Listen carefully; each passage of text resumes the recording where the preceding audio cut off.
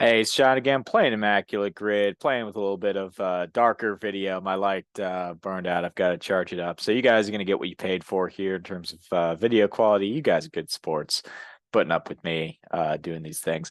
I'm going to be playing grid number 448, which is the career slugging percentage of one of my favorite all-time players, Paul Molitor. It's also the slugging percentage of Lucas Duda, which, Paul Molitor, not exactly known as being a huge slugger in his career. He did hit over 200 career home runs, but he was the igniter, great leadoff man. I'll see if I can use him in this video. So I'm going to share my screen and get into it. There we go. That's right. I was doing a lot of makeup games yesterday, so I'm going to delete that, hit go, hit play, and away we go. All right. And Tampa Bay, and that's already kind of stumped. Let's go Delman Young here. Ooh, these are gonna be tough teams. Harmon Killebrew up here. Saberhagen played with both these teams. Let's see, Cone at over 50 WAR. Oh, that's pretty low. Let's see, I think Puckett is up there. Cool. 40 career WAR. Second baseman. Rogers Hornsby will work. Second base. How about Frank White? Grab Ben Zobrist. And then I'm just going to leverage Julio Franco's one at bat in Tampa Bay right at a minute. I'm going to call that a minute. There's 87 choices there. There's even fewer here. I was able to come up with Delman Young a little bit quicker. Nelson Cruz works. Victor Zambrano leading the way with the Tampa Bay Mets combination there. What was that not told? 116. Did I go with I guess Frank White was the highest choice there.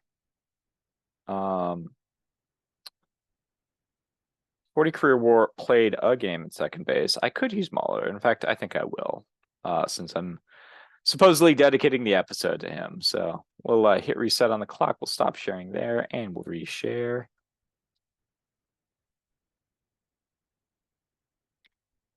Get rid of that. And away we go. And now we got a little bit more time. So let's go famous Royal Hal McRae, his son Brian, played with both the Mets and the Royals. He hits a few teams, so I like to keep him in my back pocket. I will go ahead and use Molitor down here. 1%. All right, let's see here. I'm gonna use Roberto Hernandez. See how he plays. Also 1%. All right, now we need a player who played any amount of time with the Twins or Senators and got to 40 WAR. I know a frequent contributor who could work. Al Simmons. 6.2. And then ditto the Mets. Let's see, you get Richie Ashburn or Warren Spahn in there. You don't have to go that high. I mean, David Wright does work. I think he's in the 50s. Ricky Henderson will work. John Olerud will work. All these guys played a little bit more this season. Those late 90s Mets teams. In Olerud's case, I think it was about 3 seasons. Oh, who else? Who else kind of comes on by for just a little bit? Obviously, Willie Mays work. Played about a season and a half with the Mets.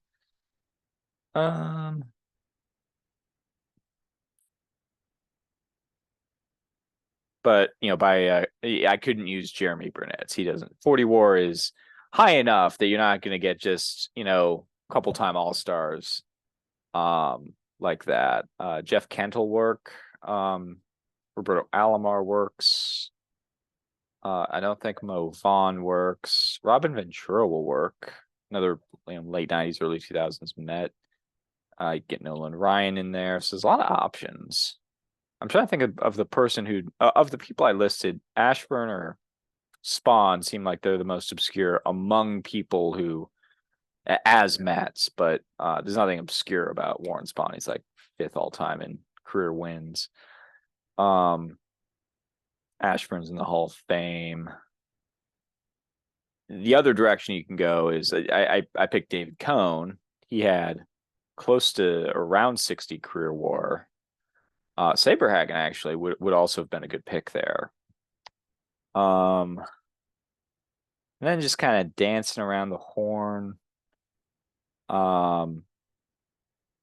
I'm trying to decide if Ventura is sufficiently rare as a Met because he's better known for the White Sox, or if he's, sufficiently rare as someone who would get to 40 WAR. He was actually almost at 60, I believe. Maybe that's the direction I decide to go. Where's like Carlos Delgado? Where's he at? Yeah, let's go Ventura. Let's see how Ventura does.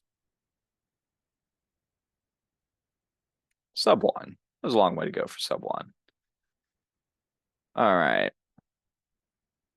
So Delman Young was traded for Matt Garza. So that's another potential option. Also working will be Paul Sorrento. Sneak him in here for a full percent. Interesting. Let's see. And then Twins and Royals. I think Gary Gaetti will be a pretty high percentage for that one. So I'd like to avoid him. We had Killebrew already.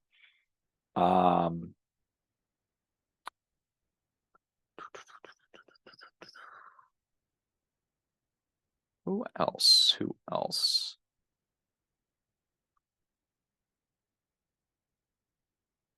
Let's see, down here, second baseman for the Rays. We could maybe get a Jorge Cantu.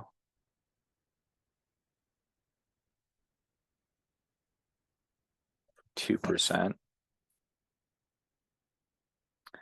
For the Royals, maybe Mark Avila's. I don't know if Jay Bell in his one season ever played any second base. He would move a couple seasons later when he was with Arizona from shortstop to second base.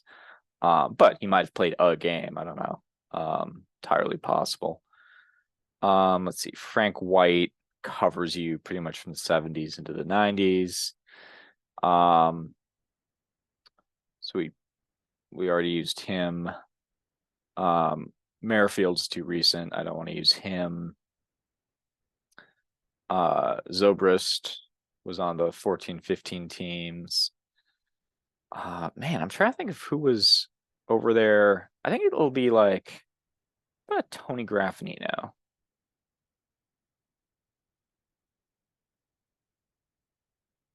For just sub one. All right, and that leaves us with the Royals and Twins. Again, I mentioned Gaetti plays for both teams. Yeah, not a Willie Banks combo. Would not have been a Roberto Hernandez combo if I had saved him. But he doesn't never played for the Twins. Let's see here.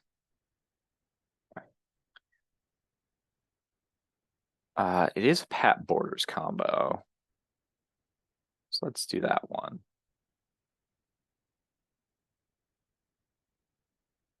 All right, so I went sub one. I didn't have any spectacular showings, but this was a lot of guys and where there was 60-ish options. I went a little bit higher on Molitor than I could have gone a little bit more obscure there, maybe. Like Henry Aaron, for example, played a little second base. Maybe that I don't know if that would be more obscure than Molitor playing second base. He's at 1.0%, but I got to use him on his day.